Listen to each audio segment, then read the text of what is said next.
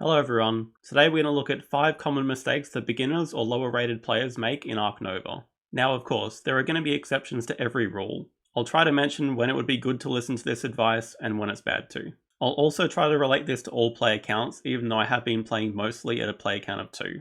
Mistake number 1 is being scared to trigger the break.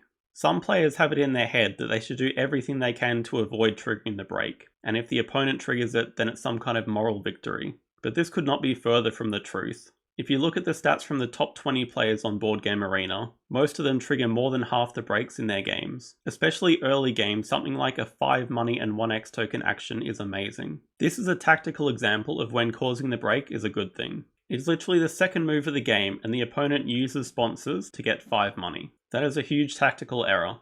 If you look at the state of the game, we have spent our worker, we have the hand limit uni, we have 5 cards in hand. The opponent hasn't spent their worker and they have 4 cards in hand, meaning if there's a break they will have to discard 1. Causing a break now is like restarting the game from scratch, except you start with a free university and 2 extra cards and an X token in hand.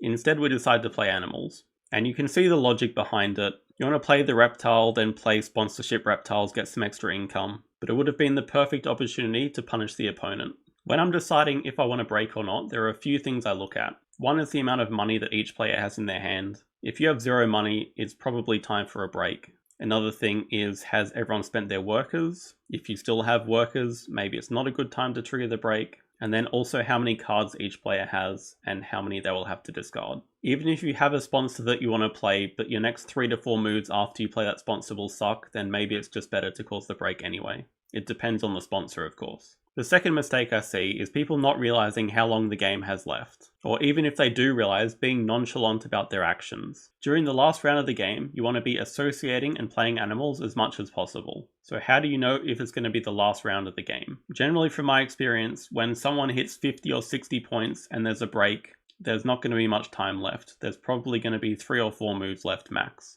This is obviously going to vary from game to game, but the last round is when you want to play your big animals and support your big projects. And especially when your opponent is at 92 points, you don't want to be drawing cards. I can understand the logic if you feel like you're very far behind and you need something like an eagle to catch up.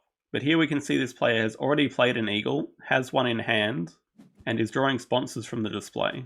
This is a complete waste of a turn. You're better off just Xing out cards and moving along. The only thing that should be on your mind during the last round is how can I get points and how can I get X tokens. The third mistake I see is people building too much. And this is something I've definitely been guilty of until recently. It's something you do because it's necessary to build enclosures to fit animals in. So because it costs you money and it's not giving you points, it's something that you want to be doing as little as possible.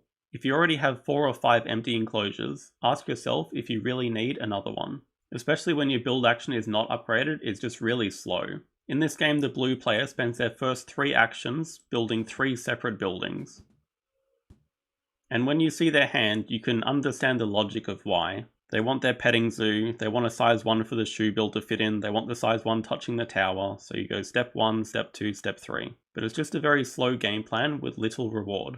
Imagine instead if the first 3 moves of the game were building a size 3 enclosure, taking the Australia Partner Zoo, and snapping up reptile breeding program. You've achieved a lot more, and after playing animals, you're ready to go into the next round. It puts pressure on your opponent, instead of letting them play sponsors or put pressure on you. The fourth mistake I see is people donating too much, or at least donating too early. You have 2 ways to score points in Ark Nova, through appeal and conservation points. Getting appeal increases your income, especially early it's very noticeable. Your first 5 appeal give 1 income each. Conservation points are more your endgame points, except for the fact that you're also racing along this track to get to 2, 5 and 8 conservation points. And don't get me wrong, this race is very important as well, but we'll talk about some good times and bad times to donate. If we go back and look at Strategy Advisor's video on how Ark Nova is balanced, link in the description, then we can see that when it comes to the animals at least, for every conservation point you get from them, you're paying about 8 money. This makes the first 3 donations fairly good value.